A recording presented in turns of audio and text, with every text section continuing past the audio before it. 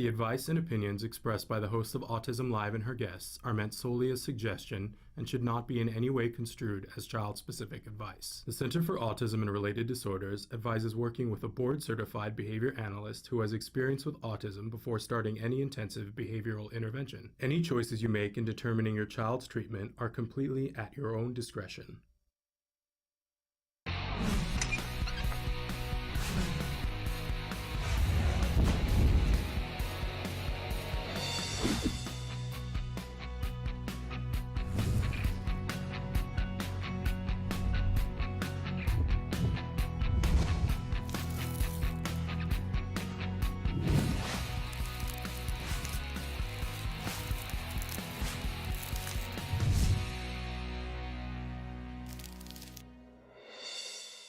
Welcome. And if you were watching as we started at 10 o'clock, we had a technical issue. I find it high irony, right? Because we said we were going to do things a little out of order. And Dr. Grampiche and I were expressing our support and our love for the students who at that moment, and they're probably still out.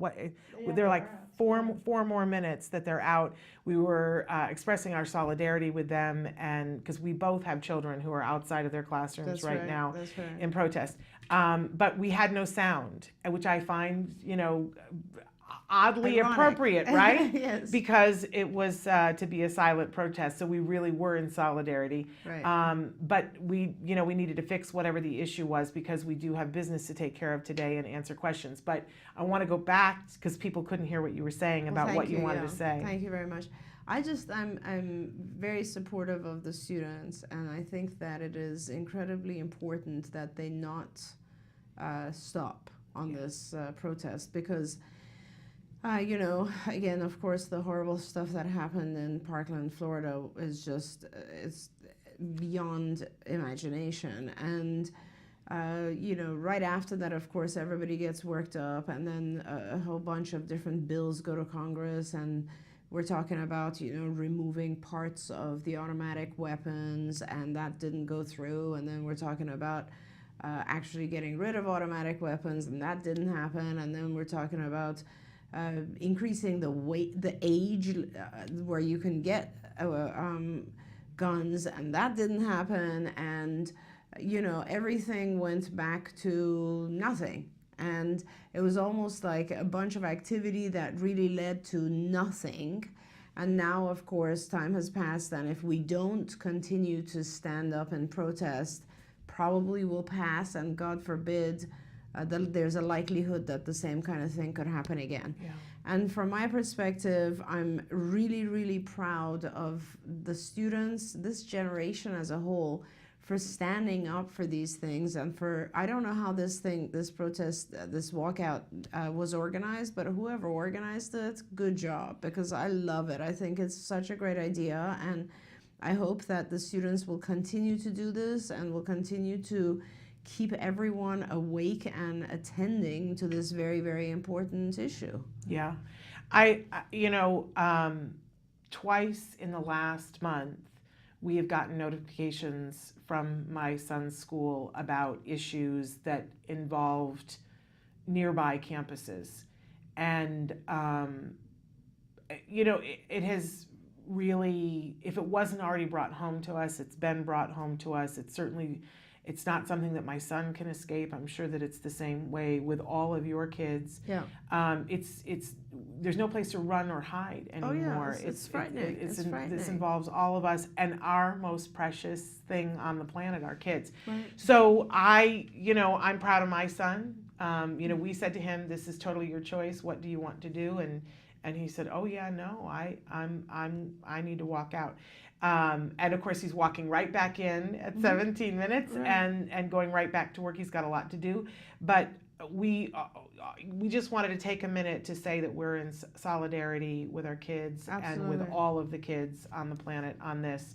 And we hope that something comes from it. Again, there is a march for everyone to participate in that's happening a week from Saturday. Mm-hmm. So you want to look in your local area and see where that is. And if you have the ability and the heart to want to do that, that's an opportunity for all of us to march. That's a week from Saturday, on the 24th, I believe it is. Now I want to go back to how we normally start the show. I welcome you. I'm Shannon Penrod. We're here live in the Warner Center. This is the home for Autism Live. It is also the home for the Center for Autism and Related Disorders. We love to hear from you guys. As you can see, we do have Dr. Grant Bichet live in the studio this morning answering questions. And Samantha's going to show you some of the different ways that you can participate, be writing in your questions, your comments, your concerns. Or if you just need a place to vent out into the universe, this is an opportunity to do that.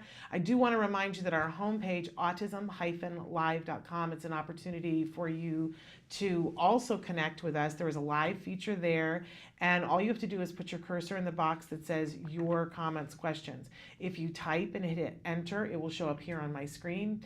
The nice thing about that is that you have total anonymity. If you write into us on Facebook or Twitter or YouTube or any of those other places, which are fabulous, they will see your username or your name. If you want total anonymity, you can do that on our website. And we love when you guys write in questions. We have so many questions already for today, but we'll be happy to take more on those varied and different sites. So I'm going to jump right in here and dive into a question because it is officially 10:18. See how that all worked out? That's so interesting. Okay, I want to, because you know I love teachers. I'm a former teacher, and we have more and more teachers writing in, which just makes me so happy. Mm-hmm. A teacher says, I have a student who is on a modified school schedule. He comes to school for math and ELA and 2 hours pullout. He is aggressive towards teachers on some days just because. I know that we need to understand what happens before the behavior, and usually it just happens as he wants to hold the teacher's hand. In my room, he can be completing work and fixates on an object, and he knows that if he finishes work, then he can have it. In PE, he just wants to run into children, pull girls' hair, hit teachers, pull their badges. We use social stories, we use if, then. I am not sure what else to do in order to help this student. And I just have to say, I love you so much because a teacher who is looking at that and not just saying, you know, what's wrong with this child, instead saying, how can I help this student? You are the answer to so many questions and problems. Honestly. And I'm so glad that you wrote in and asked this question, because we didn't say before, I didn't even do the opening for the Ask Dr. Doreen. That's okay. But we're welcoming Dr. Thank you Grant very Bichet, much. and she is an expert in this field. I believe the preeminent expert in this field. She's going to be answering your question and other people's questions. I do want to put the disclaimer that she's not able to give individual specific advice in this format, right? We do our best. But absolutely, and I'm so glad that you're in her capable hands. So, Dr. Grant Bichet, thank you for being here. It's a pleasure, Shannon. Let's start all over again. It's all weird It's today. a pleasure, and I agree with you that this is an exceptional teacher. That you are an exceptional teacher. Thank you very much for caring so much.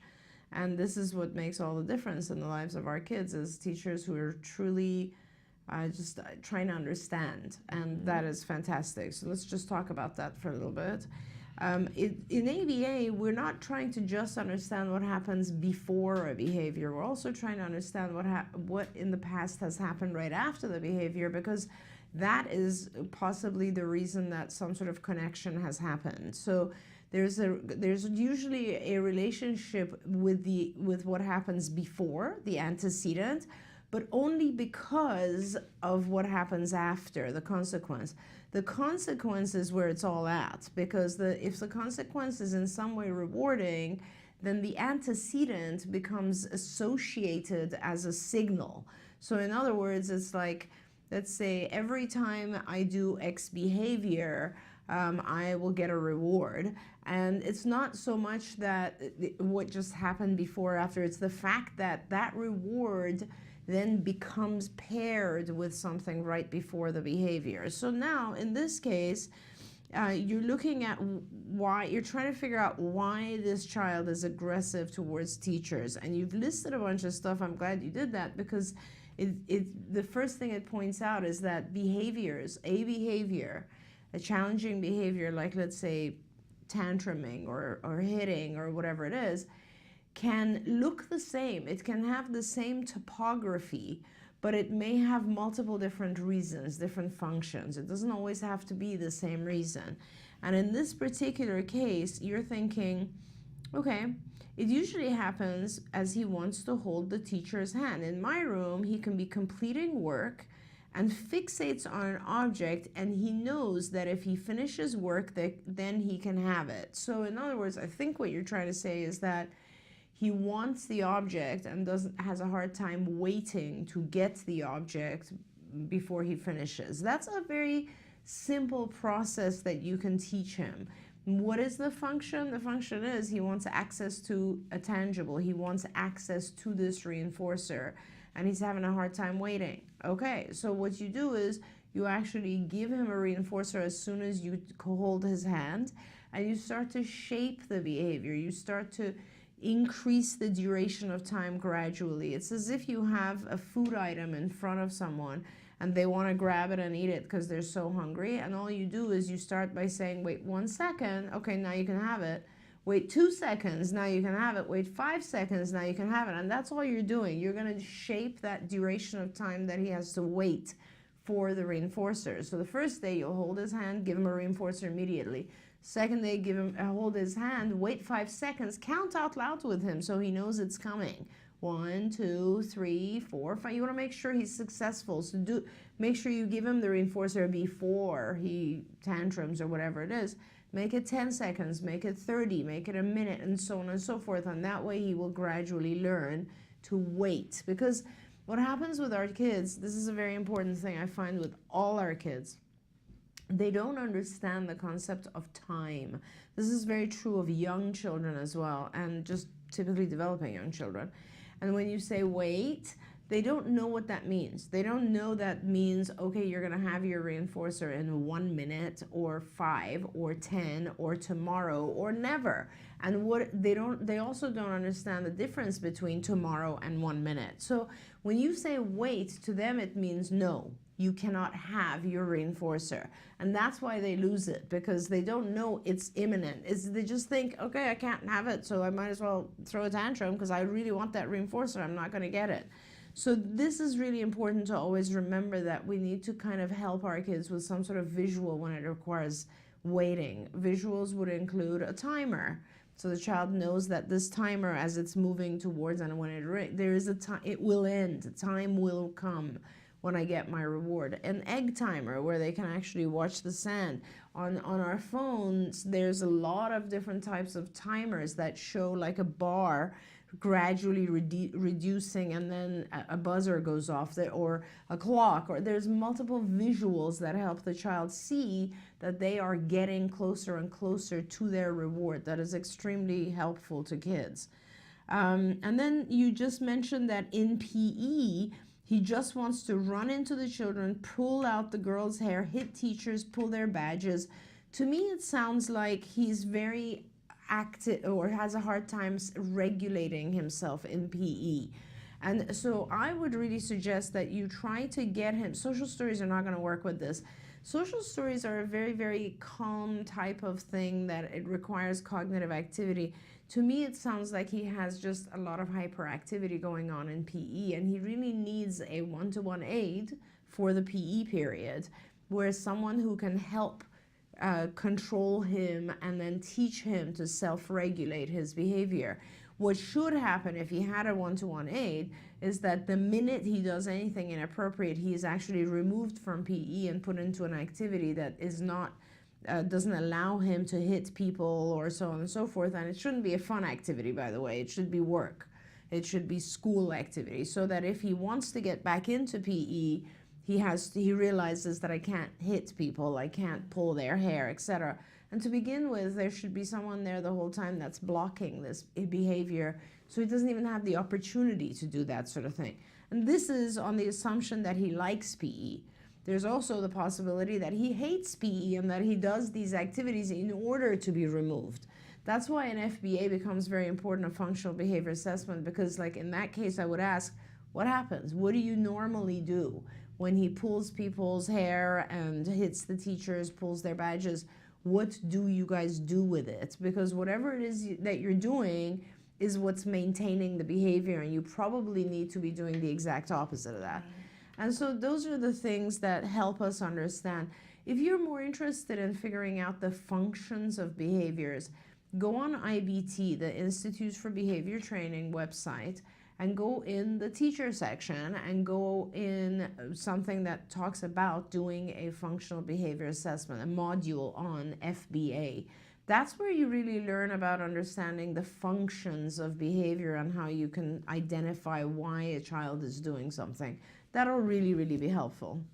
Okay, and I love that you talked about that it could be that he's loving Jim but doesn't know how to be appropriate and regulate himself, but it could be the opposite.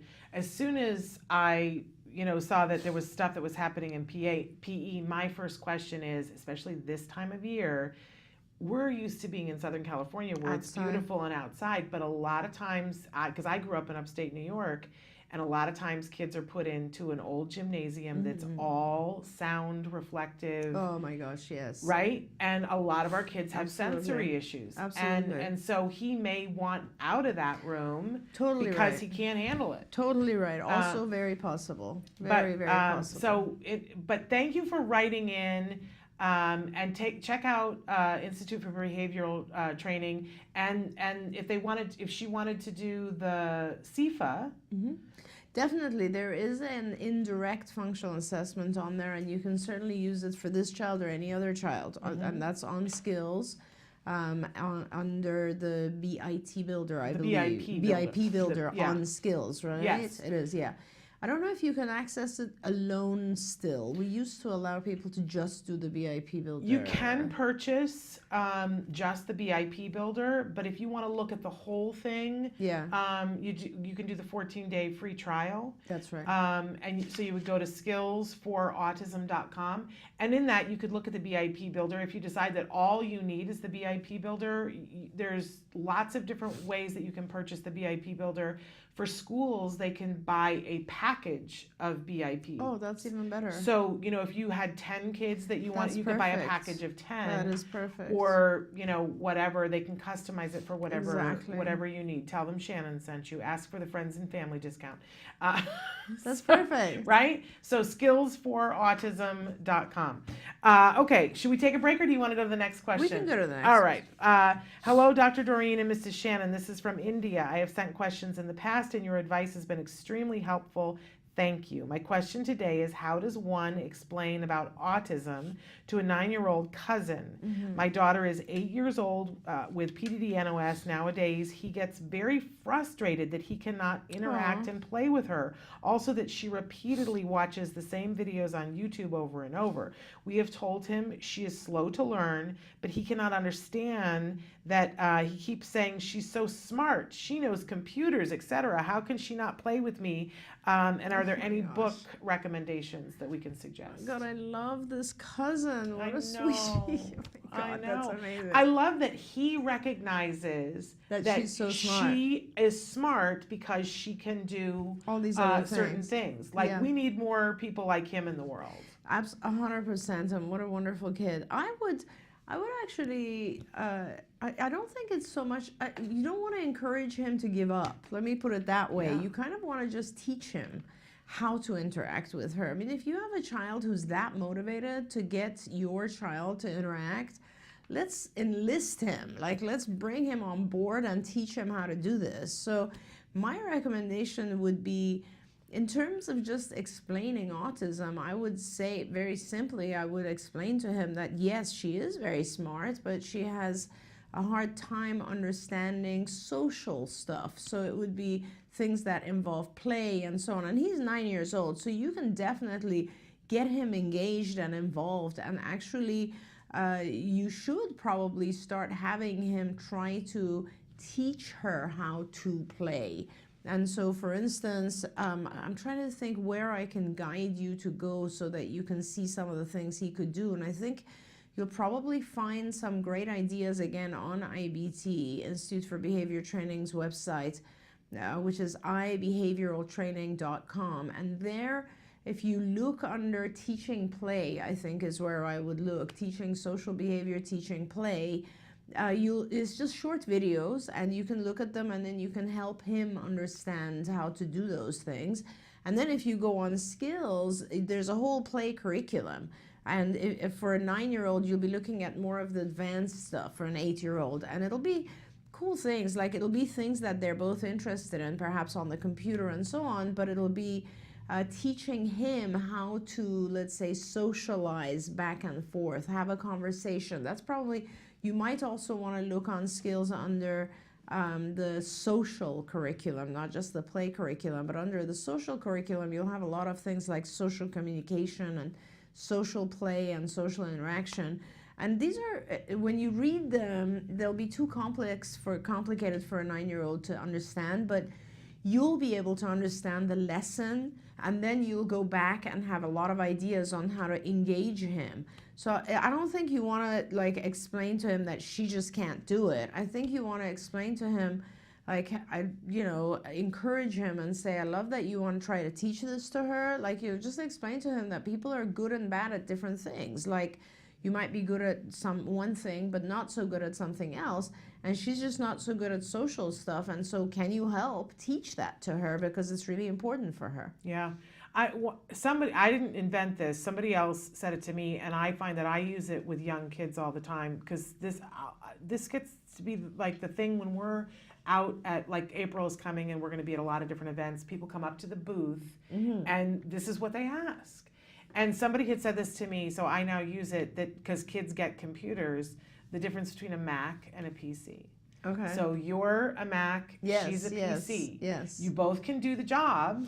You know, it's just, but if you input PC information into a Mac, it spits it back out. Right. You got to learn the language. Right. But it absolutely can do it, because he understands that she's smart and she's capable, but doesn't understand why his input isn't getting there. It's true. And then you can teach him which input to, and have him, say, and you can teach her your language too, but it's going to take a little bit more time. Absolutely. And since she asked about books, I will say that one of the books that I love is Holly Robinson Peete co-wrote a book with her daughter, Elizabeth Rose, and that's called My Brother Charlie, because that's awesome. She's a twin, and her brother is on the spectrum, and so they wrote a children's book that's all about how they do some things differently. Amazing. And so that's the book that I like and that's that I awesome. recommend. And Very you can nice. find it on Amazon, and you can find it in most bookstores. Very nice. Because Holly's pretty well known. Yes. But what a great kid, and what a great mom, that and is terrific. everybody's spectacular. I want to say we had this comment come in from YouTube that has me really choked up, because it means the world to me. Ari has written in and says, I have Asperger's and find this community very understanding and helpful. You're all very wonderful and informative. You have all helped me deal with social problems and school. Aww. And I just want to Honestly, do the happy I dance. love Thank that. you, Ari. We love you. Thank you so much. All right, we're going to take a short break, and then we're going to come back with more of your questions, so stick with us. Thank you.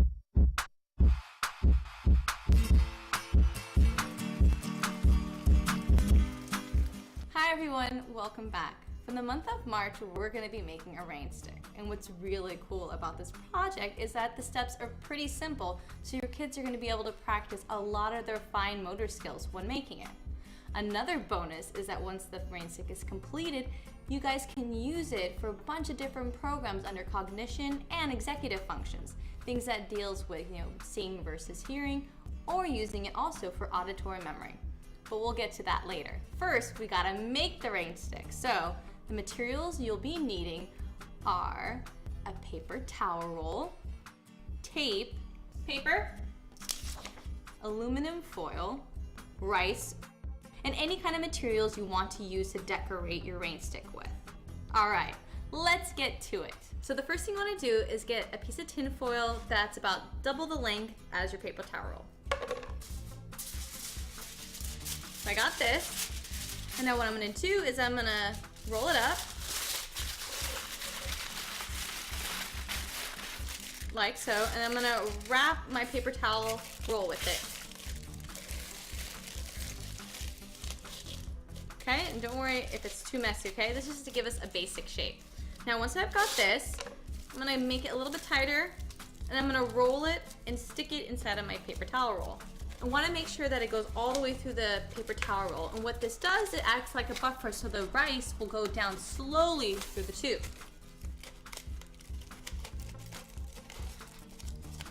And see how that's in nice and in there? Okay, now that I have that, I'm gonna take a piece of paper and cover one side.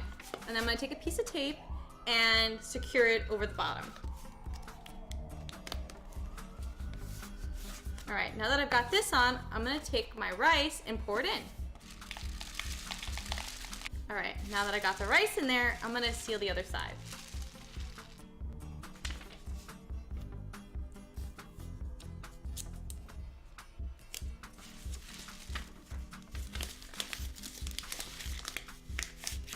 Now that this is constructed, don't forget to use your imagination to decorate this any way that you want.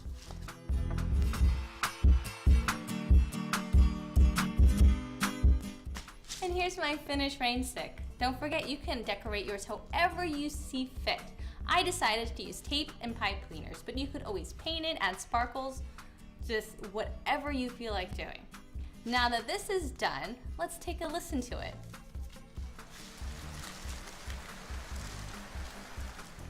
What does that sound like to you?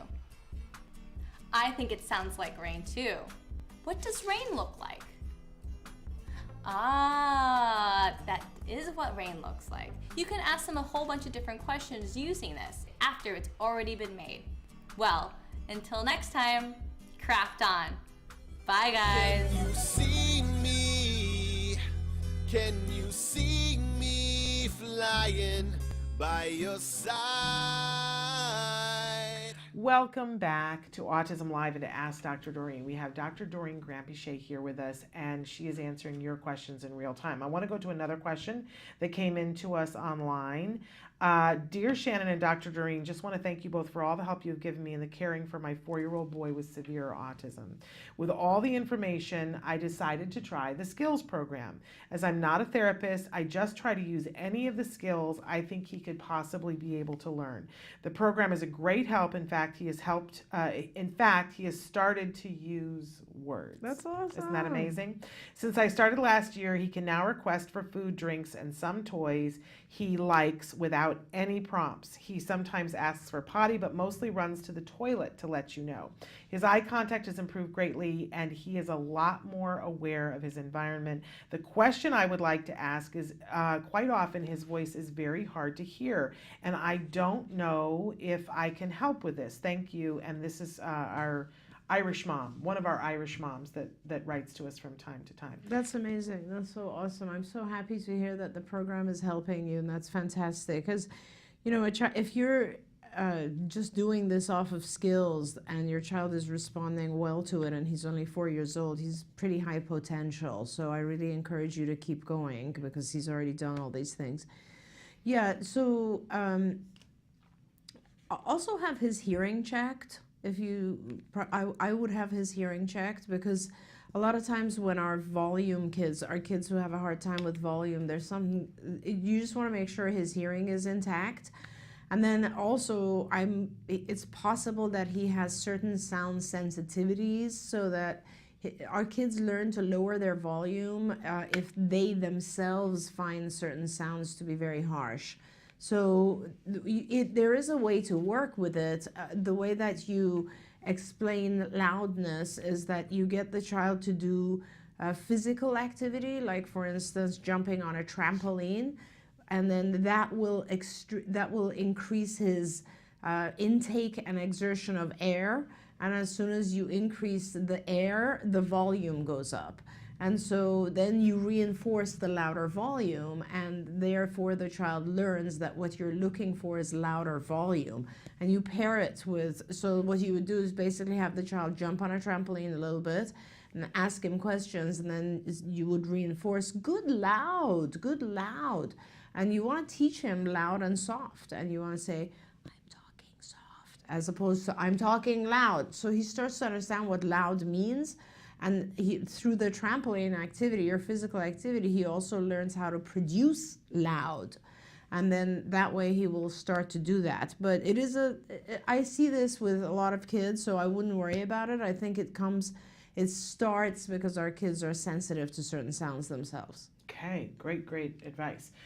Moving on, this came into us last week on Women's Day, and they said Happy Women's Day to us. Is it appropriate for a 6-year-old going on 7 to start an ABA program with CARD?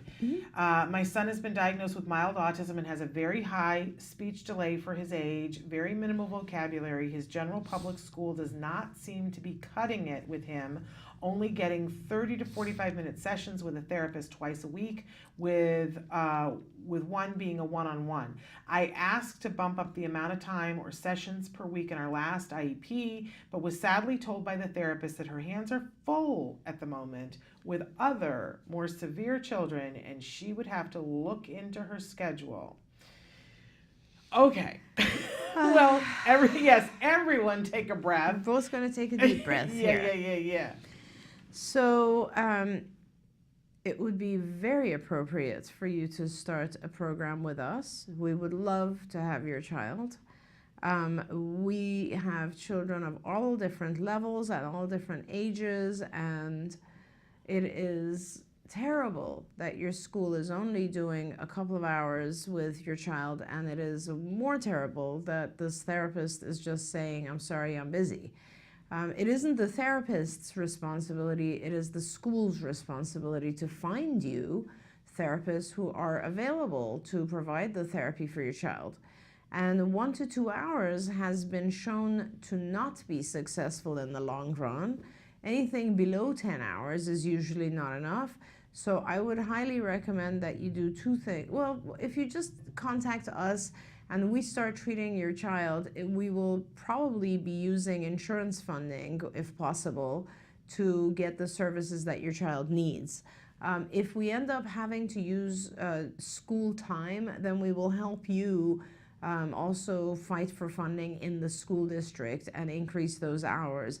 1 to 2 hours in the public school is just kind of a joke, to be honest with you, and they should be supporting you much more.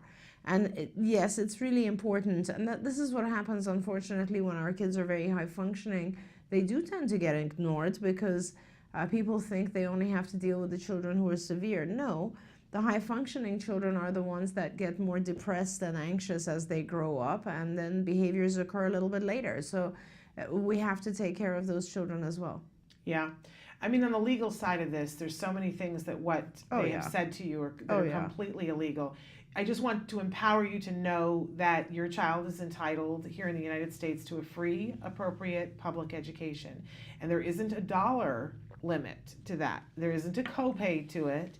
Your child is just entitled to it. And if the school can't provide it, they have to pay for someone else to provide it. And they can't say, we can't afford it. And they can't say, well, and believe me, because the state of Texas just got slapped down hard for this. We covered this a couple of weeks ago, that the state of Texas had a quota of how many students got special education. And it was like 8%, which is like 10% less than the average. And the Supreme Court found that they were in violation of human rights and gave them a week to find a plan to correct it. They can't just say, well, we're only going to give it to the most severe kids. The fact of the matter is that if your child has a diagnosis, they have a legal obligation to give them a free, appropriate public education. And one of the things that I always say to people, when you go to IEP meetings, tell them that you're going to tape record, bring the tape recorder, because one of 2 things will happen. Either they won't say stupid things like this, right? And I'm sorry to use that word, no, but that's absolutely a stupid thing really for this person to say. Absolutely. And it's illegal. So they either won't say it, or somebody will say something stupid, and then it just streamlines everything. Because as soon as you catch somebody saying something stupid on a tape recorder, suddenly there's funding for all kinds of things. So you have to protect yourself. You have to tell them legally that, when they send you the IEP invitation, tell them I'm bringing a tape recorder, put it in writing so that they can't say that they didn't know. Yes. Bring the tape recorder with you, turn it on, and then the other thing that you must do is make sure that you maintain a certain decorum. Especially if the tape recorder is going, you can't yell, but you shouldn't anyway, right? And if you need to take breaks, you say, we need to take a break, right? And you step outside and go into the bathroom and scream into some toilet tissue, I know parents that have had to do Honestly. that, right? You do whatever you have to do so that you can maintain composure because there is a record of it. But if you want to know more about the legal side of it, write back to us. We are not having a live show tomorrow, but in 2 weeks we have Bonnie Yates back, and we can fill you with knowledge about the legal side of this because it's just. Yeah, it's so frustrating that Yeah. this kind of thing still happens. It's pretty amazing. It's horrifying, but they don't let them push you around. You can ask for an emergency IEP, and if you want to, bring the tape recorder to this one and say, well, I was told that she's too busy and that she has more severe kids to deal with. And if the tape recorder is worrying while you say that, and somebody who understands realizes that they will be all over that, right? And correcting that. If they don't understand, then, it's time to go higher and say, you call the superintendent of schools and say, hi, this is what was said, and I have it on a tape recorder. Things will happen. Things will change very quickly. Okay, but email me if you want to know more, s.penrod@autism-live.com. I'm hurrying because I want to try to squeeze in a couple of more questions. Sure. I need help just getting started to get my adult daughter diagnosed correctly and find her resources to teach her life skills and social skills too. We are in Phoenix, Arizona area and just don't know where to start. Right, and so we are fortunately in Phoenix. We've had a center there for quite a while. And I would start by reaching out to the CARD Center in Phoenix. We work with adults, children, all different ages, and we would be happy to help her figure out her life skills and social skills. We would start by assessing her. We have a really great program now for adolescents and adults, I have to say. And if you're interested in learning about it, go online and look for skills living, and you'll see it. It's pretty cool. It really goes into all sorts of adult skills, and it starts with an assessment, very much like skills for children. And basically, you'll answer a lot of questions about her, and then it'll help develop a whole program for her. So. And then, of course, we also have the individuals there, the therapists and supervisors who can help provide that. And we're very interested in helping people in Phoenix. I'm actually trying to really increase our presence in Arizona right now. Okay. And Skills Living is fabulous. I've seen it, and I just think it's remarkable. I'm going to try to squeeze in these 2 last questions. Hello, my twin grandchildren are 4 years old and are diagnosed with autism. My daughter is overwhelmed. There is no ABA where she lives in rural Wyoming. They are nonverbal, have poor sleep and eating habits, and are not potty trained. They have speech and OT at their preschool, but it's not enough. What would you suggest we start on first? The special education teacher at the school will help us make a plan to get their home life some structure. There's very little right now. I'm at their house every afternoon to help. They are going to start a PECS program at school. They point, whine, and lead to communicate. Thank you. I just found out about your show and love it. Loving you, right? Yes, Sending you, loving that's you back. air hug. I know you're new, so I want to translate. That's an air hug for grandma because I tell you what, sometimes, it's called circling the wagons, and sometimes a grandma can make all the difference in the world. So I'm so glad she has you.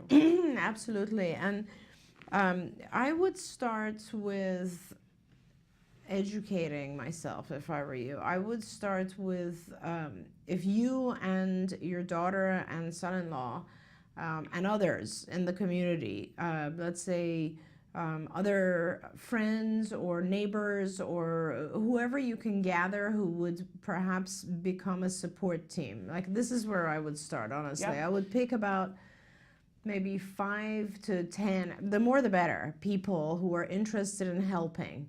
And I would gather everyone around at night when the twins are asleep, and 1 hour every day, or as much as you guys can handle, maybe more on the weekends, or if someone can watch the twins while everybody's doing this. I would start on the Institute for Behavior Training website. I would go on IBT, and I would one by one go through the modules, and some of them are short, some of them are a little bit longer, but they're all generally very easy to understand. and I would just start learning all about autism and behavior management and teaching. So there's you basically want to first learn kind of what is autism and what are we looking at, and then you want to learn about what is ABA, what's the whole background of ABA, how does ABA work, applied behavior analysis, and then you want to, and that'll just be a couple of hours, and then you want to learn about sort of two things, which is teaching skills and reducing or eliminating challenging behaviors, and they go hand in hand. So for instance, if the child points to something and you don't give it to them, they will probably tantrum. The pointing to something is kind of a communication. By the way, the fact that they're pointing in itself is a really good sign. So please, see how they're whining? They're whining because they can't talk. If they could vocalize, they wouldn't whine. And if they can't vocalize, then somebody can help. So you can teach them everything non-verbally as well. But I think the best thing to do is to start educating you on these things. And if you can get a team of people together, I would make people responsible for different things. For instance, one of you can be very responsible for putting together a schedule of therapists. So what we did with a lot of families before there was funding in most of the U.S. is that they would hire local kids or high school kids or people in the neighborhood or whoever wanted to help, cousins, neighbors, etc. And each person would volunteer to do, let's say, 2 hours of work a week with the twins or 4 hours of work a week. And let me tell you, we've done this with kids, and it starts out a little bit rough because the children are not even used to sitting and learning something, much less being compliant and so on. But we start with very basic lessons like come here and sit down, and if you can, and compliance lessons really help the child calm down and realize that they're about to learn. So I would put one person in charge of putting a team together, one person in charge of making sure everyone in your whole group receives this education through IBT, and one person, maybe yourself or your daughter, or whoever is able, in charge of becoming familiar with skills. And skills is where you'll get the content. So really what you're doing is you're training yourselves on the technique, and then skills is where you'll understand exactly what each child needs to be taught and in what order. Kind of like, how do I teach compliance? How do I start language? How do I start social activity, and so on and so forth. And I know it sounds really overwhelming. All of that sounds pretty overwhelming. So one of the things that we do here at CARD is we can provide you a supervisor who can A, come and visit, and B, talk to you on the phone and actually observe the twins on video and on VoIP, on FaceTime, for instance, and help you figure out how to do things and what to do. This is all possible, but really without some guidance, it'll be very hard. Like, it's just hard, and they're 4, and time is passing, and it'll become less and less. It'll become more and more difficult as they age. So the sooner you get someone involved, the better. And getting a supervisor from us is not that expensive. You don't need someone for lots and lots of hours. I don't know the insurance situation in Wyoming. I'm guessing if we're not there, it's because there is no mandate yet. If there is a mandate, hey, we'll send someone out to you and start providing services to you right away. So we kind of need to figure all that out. I'd start by maybe getting on our website, getting on the skills website, getting on the Institute for Behavior Training website, and start getting some information. And Shannon, I don't know if you have time to guide them a little bit, but it sounds like they need some help. You can always write to me. I put that out to everybody. s.penrod@autism-live.com. You can write to me, and I can help to sort of break some of what Dr. Granpeesheh just said down. I just want to say, when, I'm sure that it feels so overwhelming, but I want you to know that other people have done it. And also, I think what a lot of people, they start to shut down, because as soon as you say hire people go, oh yeah, I can't do it. There's no money, I can't afford it. And I just want to say, I love, since we talked about Holly Robinson Pete already this hour, she did a blog years ago about the 8 things that everybody needs to understand about autism. And number 1 is that nobody can afford it. No one can afford it. Like maybe Oprah is the only person who can afford it. Honestly. So, that aside, I want to let you know that there are a lot of people who have found a way to make it work. There's a lovely family that was in a very rural community, and they had one little girl. You've got twins. I know that's more, but Skills had just come out. They got their church involved and made it all happen, and nobody got paid anything. Yeah. It was all volunteers. We've seen people go to their local Kiwanis club, the Knights of Columbus. We've seen sororities adopt a child and donate their time and have the sorority sisters. There are ways. So, and you might find a different way that will inspire all of us, but just know that people have done it. It is possible. And I'm certainly happy to be a touch point to help guide you along the way, because I feel for your daughter, and I feel for these little girls, and I feel for you, and they deserve to have functional communication and be able to communicate, and we know that that can happen. Yes. Like that can happen. It just means you got to have enough people working on enough things and knowing what they're doing. Absolutely. And that, if those 2 little girls had functional communication, and that might be PECS, that might be an iconic communication system, and it might transition to speech at some point. If they had that, your daughter's life would instantly be so much better. And if there was a regimen going on and she had help and support, it could rest. Boy, who knows what could happen. Absolutely. And it's one of those situations, I feel so terrible right now for you, because everyone is overwhelmed. But as soon as you get it under control, life changes completely. It will be like night and day. Yeah. And so I just want to say you're not alone, right? And we're here talking to you about this, and I'm happy to talk to you more. We can even talk on the phone. And congratulations that you're doing this, and that it is infinitely doable. It really is. Okay, we've got an email. If a child goes to school which does not provide any therapies, the 40 hours ABA is necessary beside the school hours. No, so essentially when we say 40 hours, you can't really be in school and do 40 hours. It just ends up being too many hours. That's 70 hours a week, so that's crazy. So, but realistically, depending on the child, if the child is younger, I usually pull the child out of school and do all ABA. If the child is older and has to be in school, then I try to work with the school to do some ABA in the school as well as at home and after school at the centers. So basically, it's not just 40 hours, it's like all waking hours. So as much time as the child is not occupied with something meaningful, they should be doing ABA. Okay, and last question, because it's 11 o'clock straight up.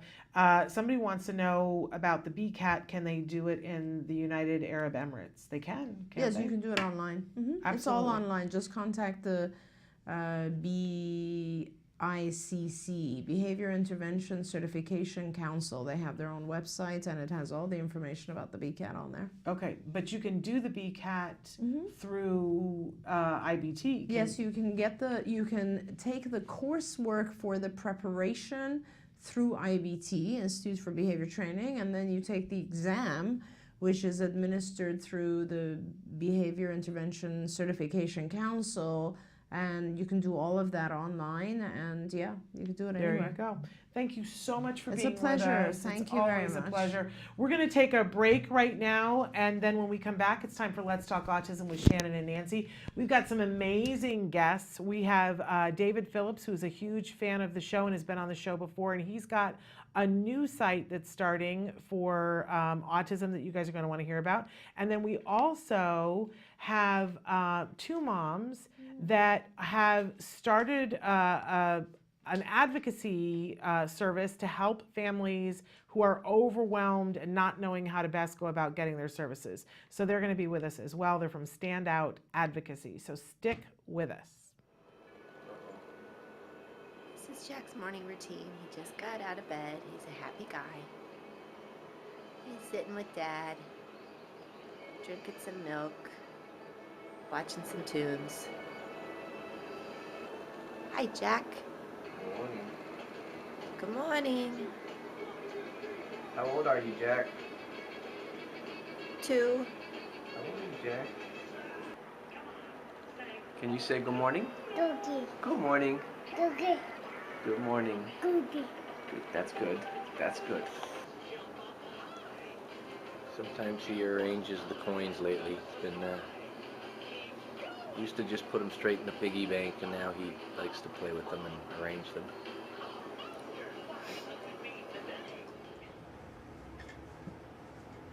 Nice. Good job. Say more. Oh, good. That was a good M. Nice building. Good. More. Here you go. Yeah, we definitely want his scores to increase with him talking more. Because he knows everything and he knows what everything is, but you're just getting him to independently ask for things. Because we want to get him to man for things. At least What are you 20 saying? minutes What's or the more. word you use? Manned. Manned? Manned. As As in like requesting. Okay. So he can say like the object, like he can say train, or he can say more, or he can say Right. all done, anything to communicate with you. Because he has a language, but I don't think we give him enough opportunities to Okay. ask for things, That makes request for sense. things. That makes sense. We just have to require it more. Yeah, and then after that we'll move into more frames such as like I want train, Okay. I want this. Okay, that makes sense. Yeah. That makes sense. So I'll have Is Dad that hold goes- the train, and then have to ask Daddy. Daddy's Look, here. Daddy has the train. So Mike, have him ask you for the tracks. You can even just hold it out in front of him, and then he'll even ask you. More? Okay. So here we go. Yeah, good talking. Very good. I've never seen him play trains so intricately before. He's been pretty much daily. He's asked for his train once. Can you say, give me? Okay. Thank you. Good talking. There Good you talking, go. buddy. Good asking. Good asking. Yeah, definitely his 2 syllables are just Yeah. coming along really well. Yeah. I mean, most of them are approximations, but they're the same every time. He's a little sedate today, actually. I'm surprised.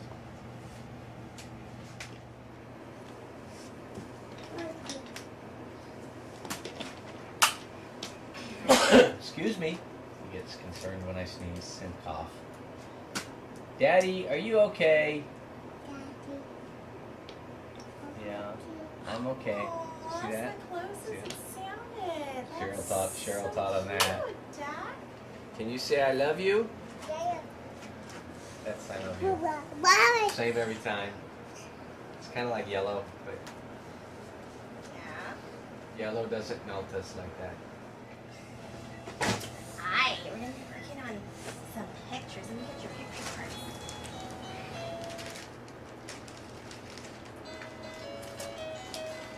What is it? Hands. Very good. Here you go. Here you go. He's doing a lot of imitating things, and in clinic the other day we noticed that every time he said "look at me," he'd repeat it, but in his own way, so it comes out as "baby." So every time I go "look at me," he's like "baby, baby." What is it? Hands. Hey, over here. Look at me. Look at me. No, over here. Look at me. Right here. There we go. That is a train. We'll play with it in just a second, okay? Hey, look at me. Now look at me. Right here. There are your eyes. What is it? Hands. Okay, you can go. Good job. Okay, go play. Do you want the book or the trains? Book or trains? Trains. Okay, good. Go play. Go play with your trains. Go ahead. You can go play now. Oh, you want to look at the pictures? More? More pictures? Here, you can look at the pictures. Here, want to show Suzanne what you know? How about let's look at the ones that you do know? Those are the ones that you don't know. Bunny. Wow, guess you know a lot more than I thought.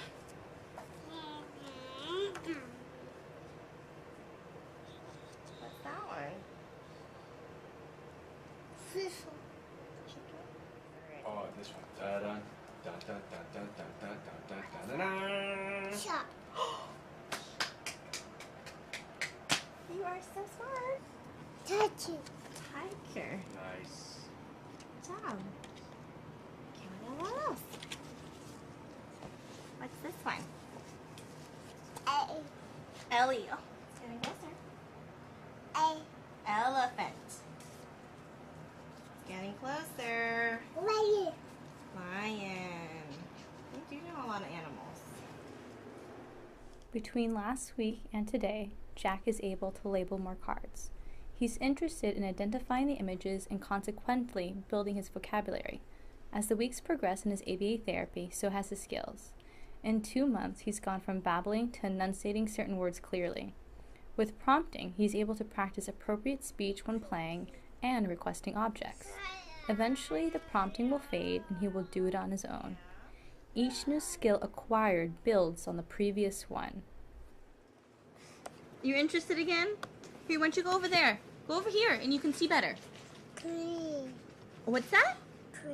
Train. Ooh, you want to move it for me? Show me your train. Say choo-choo. Yeah, move it.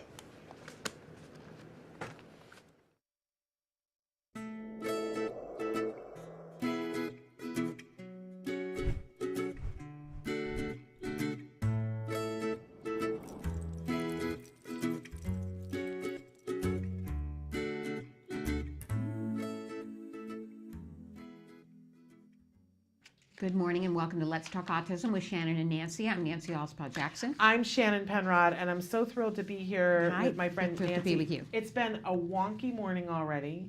I have to Wonky? say, wonky. We started the show this morning with Dr. Grant Pichet, and I don't know if Wyatt was participating this morning at his school in the walkout. In the walkout, yeah, I have no idea whether he was part of that or not. Probably Okay. not. Well, so we were just honoring the spirit of that, and we started the show and said, before we do anything, we want to say that we stand in solidarity with these kids, and that, you know, I knew that Jem was walking out. She knew that, you know, at least one of her kids was walking out.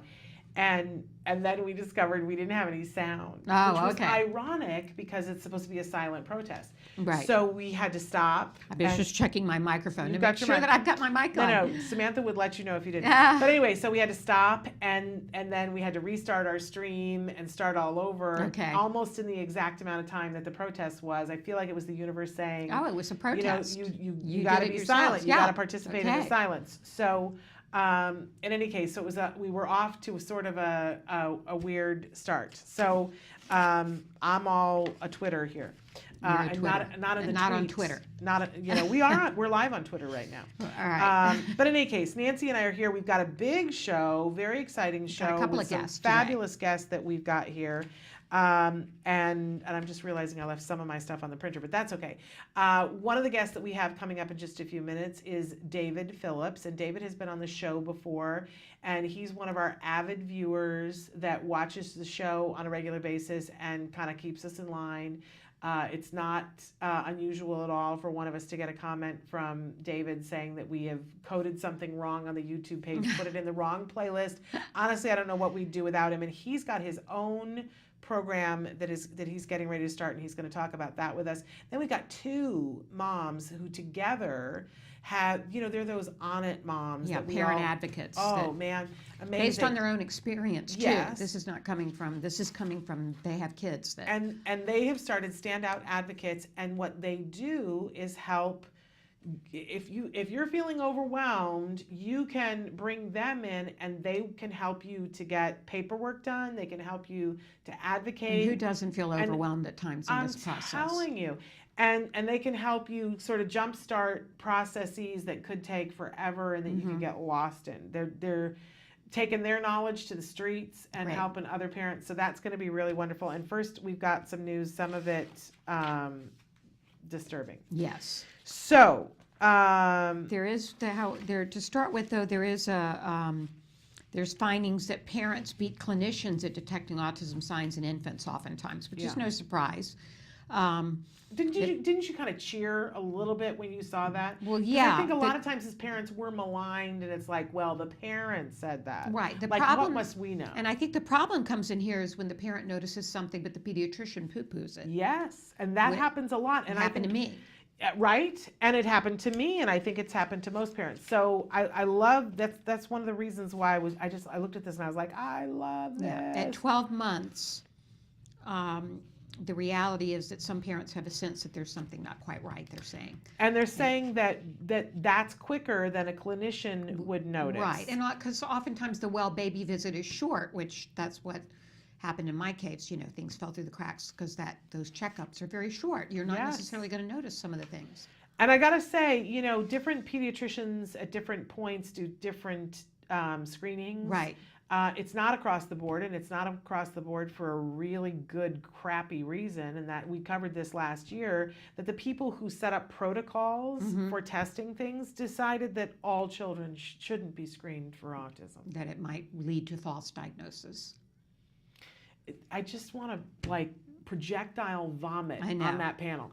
But in any case, what this points up for me is that as parents, we need to listen to our guts. I would if you had a time machine and you could go anywhere, right? I would love to see my parents alive. I'd love to be 14 again, but that's not where I would use a time machine. I would go back in time to the moment that I first felt that something was off, and I would have a conversation with myself then and say, you need to listen to yourself. Yeah, I right? would too. I would go back in time to Right? that moment. Yeah. And I can't, and you can't, No. but that's part of what gets me up in the morning and gets me here, and because I'm not a makeup person, Right. But I plaster it on so that I can talk to you guys in the hopes that I can prevent somebody else from, if it's 2 days or 2 years, from sitting in that place where something's going on and the pediatrician's not listening to you. Yeah. Right? And then oftentimes when you even get confirmation something's going on, you don't get the right confirmation of what really is going on. Right, because you got PDD-NOS. Right, which is astounding to me that I got PDD-NOS, because Wyatt showed delays in all three Right. areas, dominant areas. So it just is, once again, and things can happen that still take years to unravel. Absolutely. But this is, what you can do is you can print this out for yourselves. I think we got this from Spectrum. So spectrumnews.org, and you can print this out and take it with you to the pediatrician appointment and say, hi, I'm seeing this, this, and this. And according to this study, parents notice before the clinicians do. And so I'd like you to take me seriously. And guess what? If they don't, make another appointment. Right. Even within your HMO, you have the right to ask for another appointment. So in any case, I'm looking for who authored the study, and of course I don't see that. But it's in Spectrum. Oh, PubMed. I don't see who it is. It's abbreviated. So it's on PubMed. University of Alberta in Edmonton, Canada. Thank you. You're good. I couldn't find it. It was lead investigator Lonnie Zwagenbaum. There you go. So take it with you to the pediatrician. Now we've got 2 kids, and I'll be honest with you that I didn't get a chance this morning. I was going to check and see if there was an update on either of these 2 kids, but as far as I know, they are still missing, and this just brings up for me how important it is for all of us to be aware of what's going on and get whatever help you need. And I really encourage you. We're 2 weeks away from a open grant phase with autism care and treatment today, and Right. a lot of the grant requests are for safety things to Yes. keep kids safe, and here's why. And also, can we say too, it's that time of year. This is the time of year where kids more than ever are going to elope for the next 3 months. We're going to see this time and time and time again. We've got 2 kids that are missing in the state of New York. One of them is missing from upstate. Rochester. Yeah, his name is Travion Rowe. Yeah, And they've been searching the Genesee River and the other one is around the Matthew. Genesee River area. The other one is 16-year-old Matthew Guzman, who is missing from the Bronx. He was last seen riding his Razor scooter heading south on Arthur Avenue in the Bronx, and Travion was last seen around, this is the area of Rochester, New York. So he was last seen last Thursday afternoon. And I gotta say, you know, to all of us who have kids on the spectrum, we need to pay attention right now. And I love Dr. Jonathan Tarbox used to look into the camera and say, I want you to pretend that your child just looked you square in the face and had the ability to say to you, when I get a chance to run, I'm going to run. And that what would you do if your child had the ability to say that to you, and then just do that? And it would be very easy for those of us who have older kids to think, oh, that won't happen. But we have seen that happen. Even kids who don't want to run away. I mean, we've seen that with Romario Snow. Something happened and he ran twice. You know, one of the moms, I don't know if she's going to talk about it, but one of the moms that we have on the show had a scare last week. Oh, did she? And you know, there are all different ways, even with older kids. We need to be mindful and we need to front load our kids. And if you are in the upstate New York area around Rochester, please share, do whatever you can, print flyers as if it was your kid, to help see if they can find this young man who's been missing for quite a while right now. And if you are in the Bronx area, New York City area, I know that Matthew Guzman's family could use some help and support. But put up flyers. You never know. Last year when Romario Snow went missing, I couldn't stand it, and my whole family, we went and handed out flyers. And I got to tell you, it was such a good thing for my son to be a part of that. And when they found him, it was not one of the flyers that we put up, but it was one of the flyers that somebody else had distributed to make sure the park employees had it, and they found him. Yeah, it can make all the difference in the world. Yeah. And if you want a way to feel empowered and not helpless about this type of thing going on. So in any case, I hate to always leave it on sad news. Right. We usually have a happy story. I'm fresh out today, but we're going to take a pause, and then we're going to come back first with David Phillips. So stick with us. Hi, this is Lisa Ackerman. Welcome back to Talk of Facts, frequently asked questions and answers for the autism journey. Now this one is specifically for teens and adults with autism. I get this question all the time. What's new and exciting in the medical world today for teens and adults with autism? So let's talk about them. TMS, transmagnetic stimulation therapy, is something that is really exciting. I met with the author, John Robeson. Look me in the eye. He's a gentleman with Asperger's, and something I hope all of our kids to strive and grow up and be just like him. He's amazing. He talked about TMS therapy and how he became more social aware. His smile was more natural, and I definitely can better understand things around him in those social settings. Another really great treatment that we're seeing just a ton of research on in the last 3 years is cerebral folate autoimmunity. You know, in the 90s, they started putting folate in all of our different foods and products.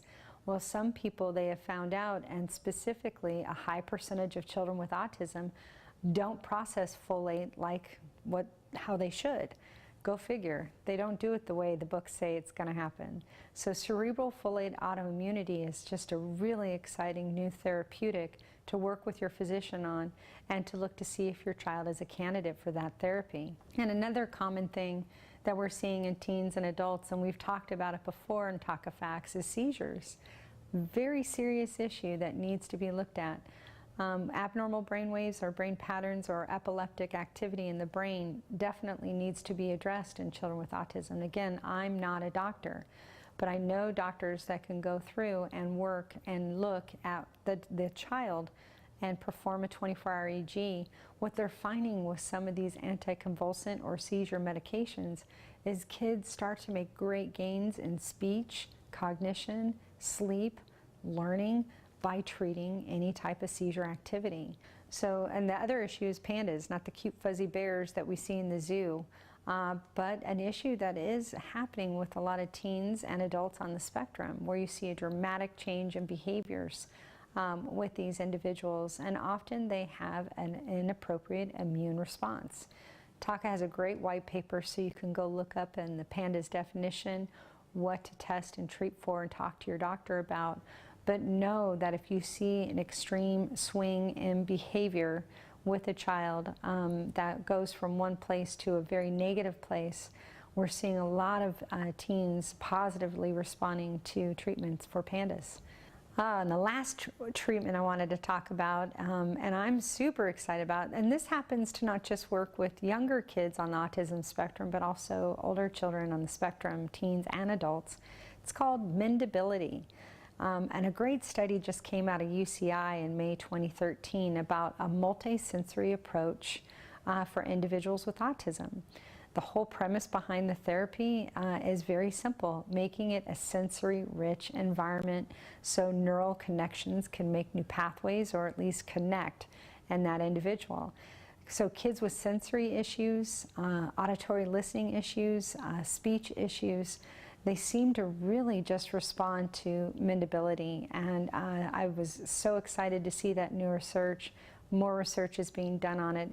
And the beautiful part about mendability is it's something parents can do on their own, administer with their child, and be connected to their kid as partners in the autism journey. Don't forget in any therapy or medical intervention to work with your physician and to do proper testing to know what your child needs and what treatments to pursue under a physician's care. So there's so many new things. I could go on for hours about new treatments and excitement, but there's the top ones that just have me so geeked here. But that's another Talk of Fact. Thanks for joining me, and we'll see you next time and on Real Journey, Real Questions and Answers to help your autism journey.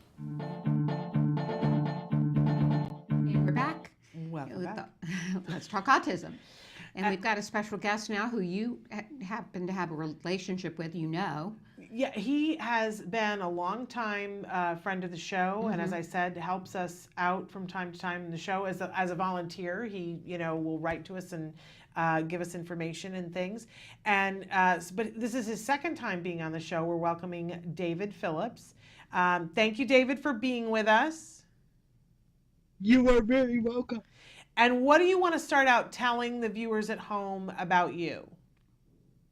Well, my name is David Phillips, and I have cerebral palsy, but I educate people about autism. I'm going to be starting my own show. I have my own website and my own YouTube channel, which at the end of the interview, I'll tell you how to get a hold of me. I even have a business phone number, so I have several different ways how you can get a hold of me. Okay, and you tell us what the website is, and tell it because you've got a pretty comprehensive website. Tell us what's on your website. My website is unlockingthekeytoautism.com. That's it. As you see, Samantha already has it on the screen for us. Thank you, Samantha. Yes, but for people who listen on Twitter, again, it's unlocking the key singular to autism.com.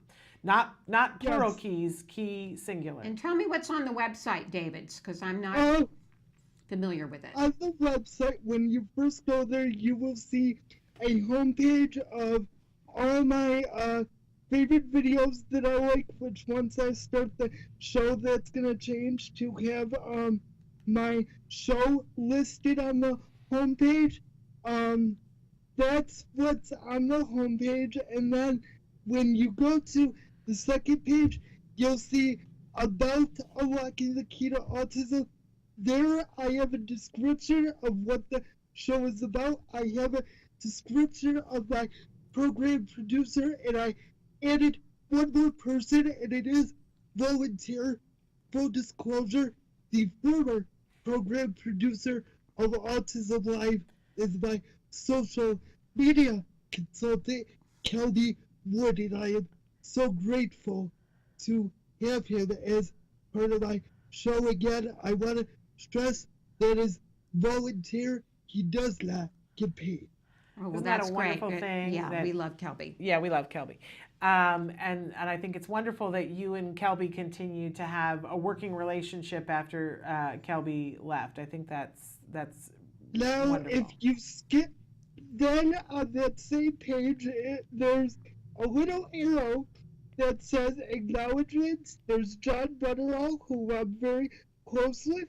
Then we have our very own Dr. Dory Grandishay, PhD, BCBAD, who has been instrumental, and she has done a lot of work on my website and PowerPoint. Now, the pages that she has worked on, you will see at the bottom of the pages, it says contributions by Dr. Dory Gramsci, PhD, BCBA, and I'm very grateful to have her involved in this. There might be a couple things changing due to the new criteria of autism and different things on my website, but I'm waiting to hear back from her because I don't change those pages that she was a contributor on without her permission. Yeah, and in a nutshell, your website has a lot of information on it. He really has aggregated information from all over the place, and you can watch a lot of different things, including, you want to put somebody in charge of something and get something done. I'm telling you, David gets stuff done. So this is a good way for people to acquaint themselves with autism? Absolutely, and there's a wealth of different resources, things that he has liked in the past. And David looks at a lot of different things. You remember when I used to do the radio show, Everyday Autism Miracles, David, those all exist on iTunes, and Right. David came to me and said, these should be on YouTube. And I was like, well, there's no picture. And he's like, that's okay. And so he put them on YouTube. They're on his YouTube page. Okay. So, and he got me to agree to that, and he got the radio station that did that to agree to that. David's a mover and a shaker. He gets things done.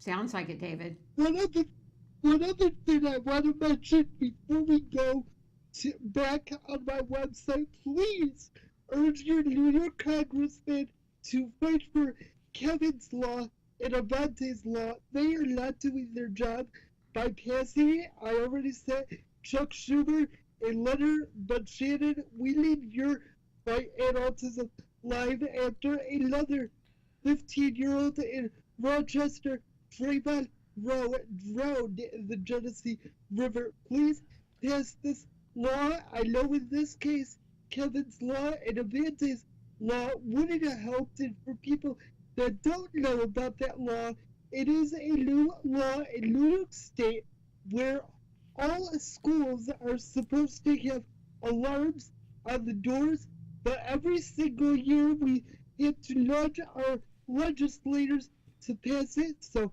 Chuck Schumer, Christine Gillibrand, and all the others, please urge them to pass this law. It is detrimental to our health. Another thing I want to add very quickly is if your child is a Lobi, Act Today does have an SOS fund that you can apply for at any time, and their website is act-today.org. Please reach out to Act Today, and if you don't have an emergency, they do have grants 4 times a year. And again, Nancy Oswald Jackson is the executive director of Act Today. Yeah. Thank you, David. Thank you for mentioning that. Yeah, because it's very needed. So we're running out of time, David. What else do you want the folks to know about the show that you're going to be doing? My show is going to be more of an investigation type show. I'm going to be dealing with the topics nobody wants to talk about. I'm going to be dealing with autism and vaccines, autism and suicide, which again, nobody likes to talk about that, but it does exist in our community, and I have a lot of ways you can reach out to me. I know with Shannon's show, she always says, give your kiddos a hug from me, but there's some kids you can't hug, so I have a new slogan, and that slogan is, you are never alone. Parents, if you need to reach out. My show is only going to be a once-a-month show, and it's going to be listed by episodes, but I am always here for you. If you need help, you are never alone, and if I don't know where to go myself, I will find out. One of the things I need help from the public on is I have resources for California, I have resources for a couple other states. But if you go to my resources tab on the first page and you see that your local center is not on there that deals with autism, please contact me by using the Contact Us form. Give me the website for your center if you can, and I will put it on that page. My website is for not just where I am locally, but all over the world. Okay, so it's going to be a great resource for everybody. And where will people be able to hear? Is it going to be on iTunes? Is it on a channel? Where will people be able to hear your show? Because I'm illiterate with everything except YouTube, for now it's going to be on YouTube, but hopefully by the grace of the man upstairs and my social media consultant, Kelby Wood, will be having more places as time goes on, but for now it's going to be on my website and YouTube. Again, I talked to Samantha yesterday. I only have 66 subscribers on YouTube, so I'm not able to create a URL yet, so please go to my website. You'll see a tab that says more. Click on the more tab and you'll see another tab that says social media sites. Right now the only social media site there you see is YouTube. Click on it and please subscribe. My goal is to get 150 subscribers by the end of April, and I know that's a big goal, but I know the autism-live community will support me. And then if you get 150, does that mean that you get a URL on YouTube? I think it's either 150 or 180. I don't know the exact number, but I know it's pretty high up there. Okay. And then I'll get a custom URL. Hopefully, Kelby Wood will be sharing this video. Yes. What a strange twist of events.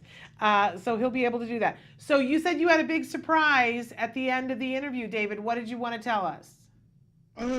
My big surprise is just that I've been working with Kelby, and honestly, he's great to have. I don't think if it wasn't for Kelby that I'd be able to get this done, because me and him talk every 2 months on Skype. He gives me advice. That's why I decided to go with episodes and not dates. That's why I've decided to only do a once a month show. This way I am here for the people, but I won't be doing a show as often as Shannon. One other thing I'd like to tell the viewers just quickly is that none of my shows are going to be live at this point for cost effectability, but that does not mean that I won't be answering questions on the show. Now, if you have a question, use that same Contact Us page.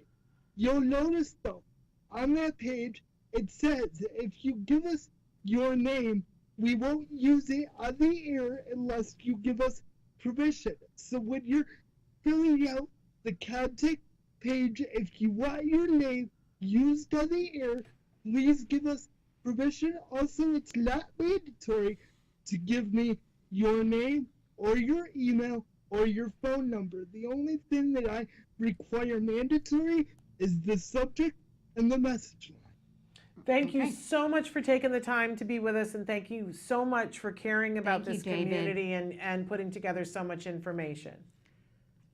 Also, Nancy, can you do me a favor when you get a chance, and I can email you to remind you? Can you send me the link for Just Act Today as donate section? Because I'm planning on doing a special page, and I'll talk more about that in the future, but I need just their donate link. Okay, great. I will do that, David. Thank you so much.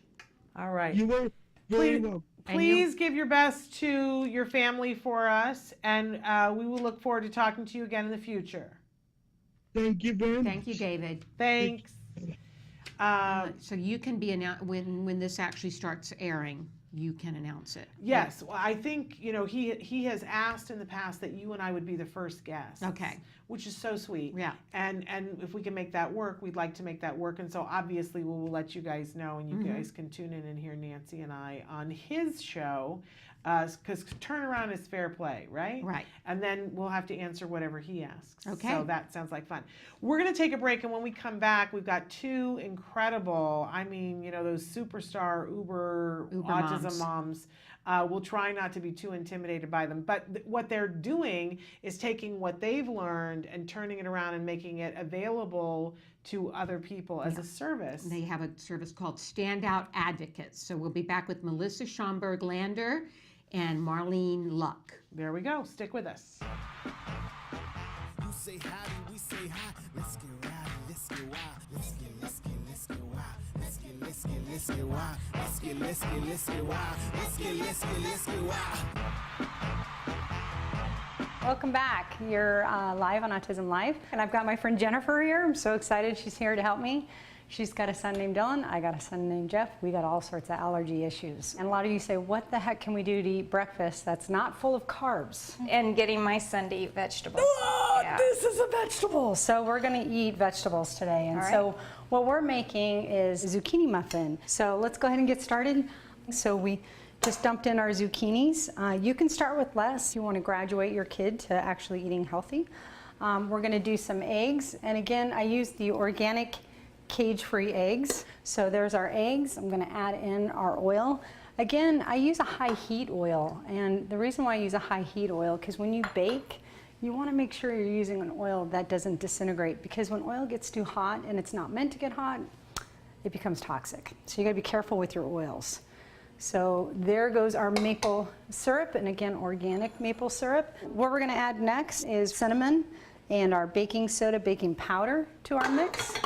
There's a lot of variations on flours. A lot of our kids are allergic to wheat, so there's a lot of things we can do to make this SCD, specific carbohydrate compliant, or just gluten-free, casein-free, soy-free.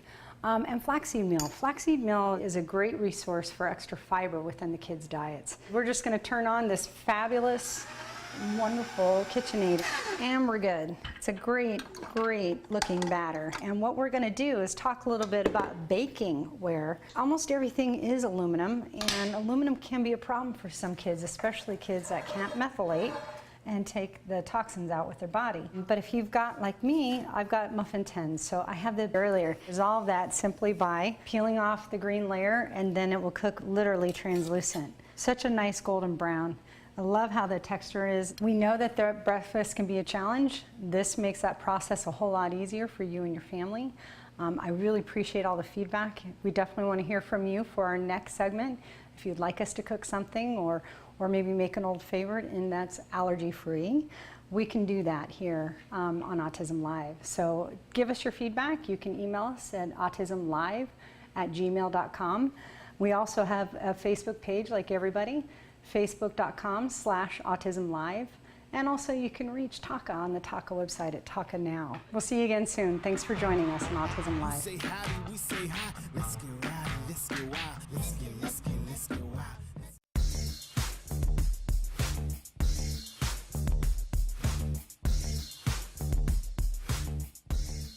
Parent to parent, you might be asking yourself, why does my child stim?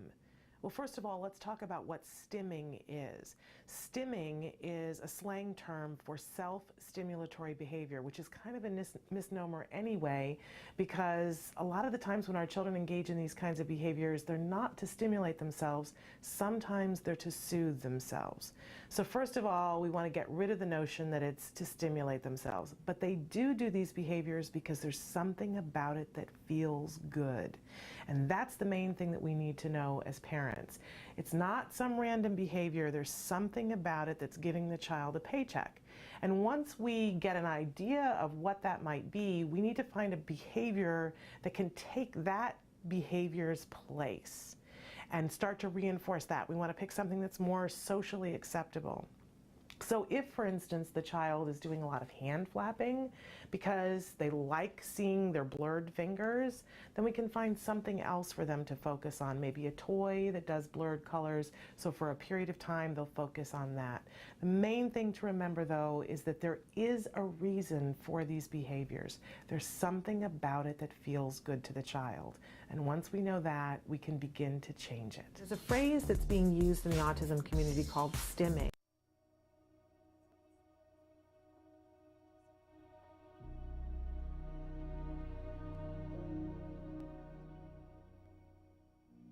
Hello there, fellow activist. You're an activist because you're making the world a better place for someone living with autism. Now on Autism Live, you learn all about your children. You learn about their bodies and their brains. But this empowerment moment is all about you. It's about your heart and your soul. Now don't worry, I'm not going to have you start singing Kumbaya or doing chanting. Let's talk about blessings. One of the blessings of living with a child with autism is learning to love them unconditionally. Learning to love them despite all the ups and downs, all the sacrifices. In fact, you learn to love them more so because of them. I call this my empowerment prayer. God grant me the wisdom to see my disability as an opportunity, the courage to love my child unconditionally, and the faith to live a life of purpose. So going from the sublime to the ridiculous, I have a little song for you today. It's a rap song, so I know that an old or, middle-aged white woman rapping just doesn't seem right, but I'm gonna go for it anyway. My style is a little like Nicki Minaj meets Dr. Seuss. Nancy's autism rap. It's just a diagnosis, your life's not over. Don't lay there like a dog, get up, Rover. You say your head is spinning with GF, CF, ABA, IEPs, and neurofeedback? Autism tough, that much is true, but you'll survive because you're you. Your life's not over, it's just begun, so walk out that door and go be someone. More Dr. Seuss than Nicki Minaj. Until next time, stay strong and keep the faith. Okay, we're back. Here we are. Yes. And as promised, we're back with two terrific moms and advocates. We've got Melissa Lander and Marlene Luck. Did I pronounce? Lewick. Okay. Yes. All right. Well, nice to have you here. And you are the co-founders of Standout Advocates. We are. Yes. All right. So tell us, first of all, what Standout Advocates is. Yeah, you go. You're much better. So I was on here about a year and a half ago, almost 2 years now, and I had started up a care coordination company because I had found that families were not being given all the right information, were not helped to negotiate the trials and tribulations that come with the diagnosis of a special needs child. You know, there's a lot of miscommunication, a lot of wrong information that's given out there. So I wanted to kind of recreate what Regional Center was originally intended to do and really be in the trenches with the families, helping them to find the right support systems. But inevitably, I found that I was always kind of put into a position as an advocate. And Marlene here was an advocate.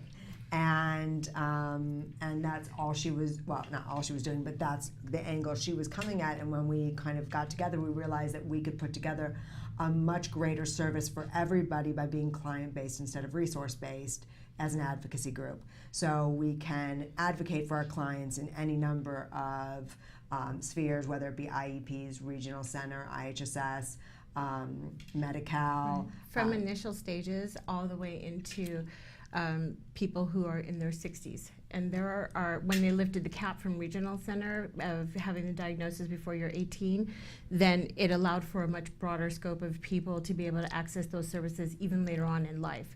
So that was part of it. And I mainly did representation in court. So I went to Regional Center hearings and IHSS hearings and Medi-Cal hearings.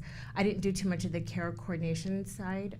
So with Melissa, it was really a perfect match. Right, Yes. and this comes from personal experience as well, because both of you personally have, in your family, you have autism. So yes. tell us about that. So I have an 11-year-old with autism, high functioning. He's mainstreamed in 6th grade. Okay. He is also a card kid and has been for a very, very long time since he was diagnosed. Okay. Really. And what age was he diagnosed at? He was diagnosed at 3.5, but I think that, like, in a lot of ways, I have a lot of guilt of not having acted faster. I think we all have a little bit of that. And you know, he's doing better. He's starting to slowly kind of find his own way, and I kind of needed somewhere to put all that energy and all that knowledge that I had and all that passion for what I was doing for him, and you know, use it, you know, with other kids. Right. And Marlene, what about you? My guy was 2.5 when he was diagnosed, and he's 9 now. He was nonverbal. He's fully verbal now. He is also a card kid for the past year, and high functioning. He tested into the GATE program at school. He has a one-on-one aid since kindergarten, and he's got some nice behaviors to go along with that, with comorbidity, ADHD. But I think a lot of mine started because I also have a 23-year-old who was diagnosed with ID at the age of 19. And I remember very early on how there were so many misdiagnoses. And us, it was going through the school because nobody said anything about regional center back then. Right. So we only had the school and them kind of guiding and directing, trying to work with us in the doctors. And that was horrible because of all of the different types of medications you went through based on the diagnosis. And then after all these years, realizing that none of that was correct. And now, having done that, been through that particular journey, fighting for her now and having the benefits because she's over 18 and unable to sustain a job, and although she's pretty high functioning, there still was that whole piece missing. So that in combination with my little one, so between my husband and I we have 5. We had 23, 17, 10, 9, and 7. Wow, so you've got 3. You guys have full houses. We do. So when Russell was diagnosed, I certainly didn't understand either. But so I made it my job. I made it my job to understand what was going on with my kids, and I was tired of being in the dark.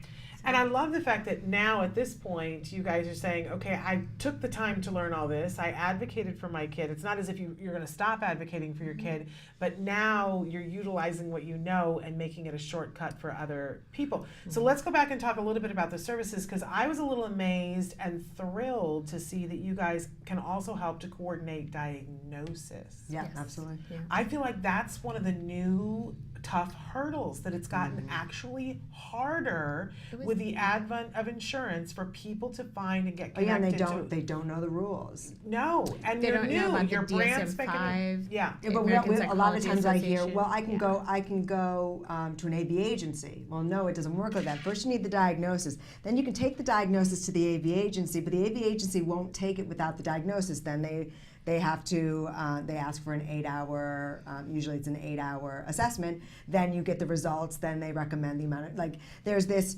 That was the thing was, when I first came out here, it was like, well, go to regional center. Okay, so then I waited around for 8 months. Now, luckily, I had a diagnosis already. And already I was at ECPHP, and I was already going. But a lot of our parents, I see on these mom groups that people are saying, oh, we'll go to regional center. Oh, you think you have a kid down the spectrum? Oh, go to regional center. Well, you're looking at about an 8-month gap if you're not an early start. Right. So what we kind of do is we have built a really amazing network of professionals that we rely on them as rely on them as kind of this great network of people that we can contact to send our clients to, that we know, think the same way we do, that are going to take care of our clients, we know that we can get that information back from them, and we're able to get them diagnoses, or at least help to deliver that option of a diagnosis. I mean, we can never guarantee anybody a diagnosis. I don't diagnose. Right. But what I can do is, I call it my ADAR. I've been doing this for a while, so I can sense when there's something more there that shouldn't be there, and to help facilitate getting a diagnosis, saying, hey, okay, this is the way it's going to work. So the great thing about what we do is we take every client where they are. So we take every client, because we're client-based, we don't say, okay, well, this part, we don't do this part. If it's to do with your child's diagnosis or needing a diagnosis, it's our problem. So whether they are adopted or foster care, if they are, if they have a physical disability or an intellectual, we are able to take them where they are and then fill in all the blanks around them. And if that includes a diagnosis, then that's what we help doing. But then we make sure they understand, okay, so we're going to do this once we get the diagnosis, then we can apply for regional center. That's going to take around this amount of time. In the meantime, we can go after all these other resources at the same time, so they're not sitting around waiting for that regional center. Right. We'll start helping them get them ABA, start getting them into the right school program, getting the IEP sorted, so that no time is wasted. Because as you know, the earlier the better. The more intervention, the earlier the better. So we don't want to waste any time, which we feel like in some ways, well, we did, and our families have done by not knowing all the different rules and all the different things that are out there, specialized programs, helping them decide whether they want a private or a public, and if they want a special needs school versus a public school, a one-to-one, or a SDC classroom. We can do it all with the help of our little team. I'm sold. I mean, this is an amazing thing, because the overwhelm is the biggest thing, and you don't know what you don't know. You don't even know what to ask. I said that yesterday to somebody. Yeah. But one thing you said was you have all this knowledge and whatnot, but my family, my mom's one of 8 kids now, and they have a lot of different things, different avenues that they went with, work and whatnot, and every single one of my family members, the elders, have at least told me that knowledge is nothing if you don't share it. Yeah. So it's my job to share everything that I know and help as many people who want the help.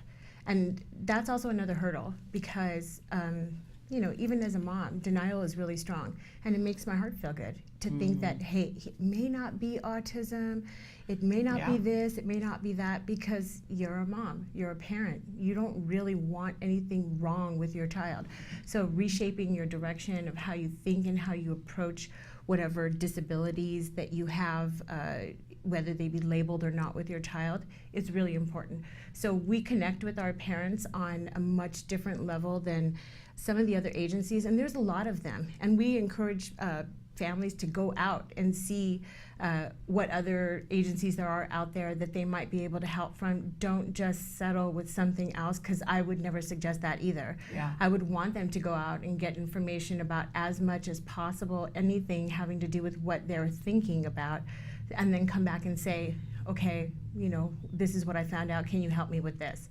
And it makes it a lot better for us too. It's amazing. So how can people find you? Where can they go? And let's do that first, but then I want to know what area, because people are going to be in Texas going, can I get this in Texas? Yeah. Well, so that everybody knows, only in California are the services available at this level. And it's predominantly because we have a law called Lanterman that was enacted in '71 that says that people who qualify under that developmental disability category are entitled to receive services free of cost. Right? So California, and don't quote says me. we have the right, person with disabilities has the right to a meaningful existence of their choosing. Right. Which I think is a very powerful thing to say, and no other state has that as a part of their directive for dealing with people with special needs. And I think that's a beautiful thing, to be able to say that they're allowed to choose their own path, and that we should be helping them to do that. Absolutely. Right. So again, where can they find you? What's We your are, website? Our website is at www.standoutadvocates.com, and it's advocates with an S. We have an 800 number, 844-762-4968. I don't have it memorized. There are. That's why it's good to be partners with somebody who knows exactly, that. exactly. And we're on Momopedia, which is a Facebook group of mom experts, and so we're their special needs advocates, and we do that. And then we have a Facebook page also. It's Standout Advocates. So mainly it's just searching our name, and we'll come up in the feed or a Google search pretty easily. But for those families that are across the United States, there are certain things that we're able to do. And Social Security is still viable. Right. Regional center, some states have regional center. Okay. Some states have a program that mimics things like IHSS or that type of in-home service care, although it's becoming more and more sparse from what I understand because of the budgetary constraints. California still receives the largest cut of Medicaid funds from any other state in the United States. Don't advertise that. There's a reason. I mean, Don't tell everybody. Nobody say anything. Our families, when we advocate for them, Right. we've gone the distance. They are families who are truly in need. They need all levels of support, and it's our job to help them find whatever it is that, to capitalize on all the opportunities. You do a personal support plan, is what you call it? Absolutely. Yes. Right. I Okay. love And that. you also do dispute representation for families that have been denied services? We Yes. do. We So litigate. we go to IHSS, we go to appeals and state hearings often, more often than I'd like due to traffic. But we also do regional center appeals and Medi-Cal, Medi-Cal. We Social do Security. IEPs.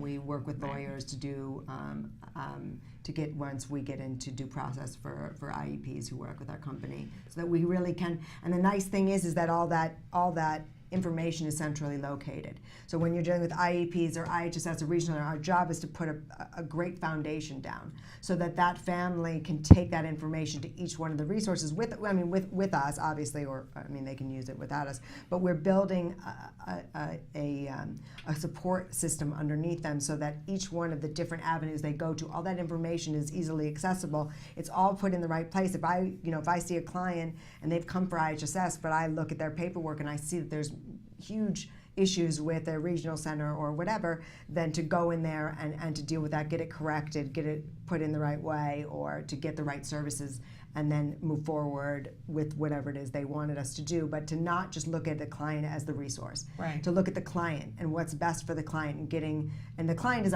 is the child, Right. the child or the adult child. But Yes. it's not the family; it's the tell- child, and saying, yeah. what is it that we need to do to make the trajectory of this person better? Yeah. And this is how we're going to do it. But part of that is going into each different area and making sure it's been done right and it's done properly, so that when they move forward, with or without us, they're moving forward in a way that they understand more, that they are capable of handling more, that they have everything prepared for them. They just need to take this and move forward. But the nice thing is that once you retain us, you're always retained. We're always retained by you. So you can be off our, not needing anything, and a few years later something can happen, and you don't need to be retained again. You have to pay one for your IEP, one for your regional center. You just come back and say, hey, I need help with this. And we're always kind of a part of their lives and finding out what's going on with them, so that we're always abreast, so that when they do need to come back, we're ready for them. So it's a continuum of care. It is. Absolutely. And I love that, because nobody is in any way saying that this is free. There is a cost that comes with this. But Absolutely. But we want to be clear with families that there's a cost for not doing it as well. You waste Absolutely. time. We've all been there and done that and wasted time while we educated ourselves. And then later on, how often are we at lunch and somebody brings something up and we go, after you and I have been in this for so long and interviewed experts, and somebody will say something and I'll go, I didn't know you could get that. Did you know you could get that? Just I recently, didn't I'm know learning that. every day. We learn every day about Oh my services you gosh. can get. And so I wasn't aware of respite and IHSS to the degree that I could access that until recently. Right. So, right. in any parents don't case, know. Samantha's telling me we're out of time, but I just want to say to families, they should reach out to you if there's even a question in their mind, because we were talking earlier, if we had time machines and could go back, we would tell ourselves to listen to ourselves, but I would also go back and I would spare myself some of the mental health issues that I had. Right. Of not knowing, was I doing everything for my kid, and beating myself and staying up till 4 o'clock in the morning to research. And also of having mind. somebody I've else had who's that. moving the ball forward for you, so it's not all on you. Right. Every That move That gets to be is so on you. overwhelming, and then you can get success so It is burned out. hugely overwhelming. Right. yeah. So recipe for Standout success. Advocates, once again, is the name. Yes. And you can find them, as we said, you can Google it and come Yeah. right up. And And we don't keep our information hostage. You No. know, we only Our we consultations are free. But you have a question, give us a call, send us an There you email. go. We're happy to give you the right answer. Yes. We're not going to force someone to hire us. They have to hire us because they want to. Right. We're happy to You guys give you the are awesome. information we have, and you can go after it yourself. You Okay. guys No are problem with that. awesome. What Thank an you. amazing, Thanks so much amazing for having service. us Thank you for All being right, here. I gotta say, because we're out of time, thank you so much for being here, and thank you, Nancy, for Yes. being here, and thanks to Dr. Graham Shade for being here earlier. We are not doing a live show tomorrow because I am at a robotics tournament tournament with my son. That's so Like, exciting. Woohoo! The developmental pediatrician who told me not to do ABA because it would turn my son into robotics. Now I like to say he did not turn into a robot, but now turned he to makes robotics. them. He makes them. So anyway, that's where I will be the next 3 days. So It's exciting. It is exciting. I'm really thrilled. Good luck with that. Thank you. Congratulations. And then next week we're doing a show on Wednesday, and then we won't be doing it on Thursday because then we go to the regional. So I'm in Las Vegas for Okay. a robotics tournament, but then I'll be back, and we have. April is so exciting. Mm-hmm. On World Autism Awareness Day, which is a Monday, we have a special show that is shaping up beautifully. Already, we have Dr. Temple Grandin and the fabulous Anita that we had on a couple of weeks ago, that she's the real life, we say she's the real life good doctor. She is she's an I can't even An say anesthetist. That's the word. See, I had to have a panel of Or an women. anesthesiologist. Anesthesiologist, that's Okay. the word I want. I think. Yes. I don't know. What's the difference? I think don't it's know. anesthesiologist. She'll, but anyway, they have a new book that's coming out about Temple Grandin, Stories I Tell My Friends. And so they're going to be with us here on World Autism Awareness Day and taking your questions. And then we have more people coming as well. I can't tell who yet, but more exciting people. So you're not going to want to miss that. Mark your calendar for April 2nd. We will be here live. Until next week, give your kiddos a hug from me. And yourselves a hug from me. Bye-bye for now.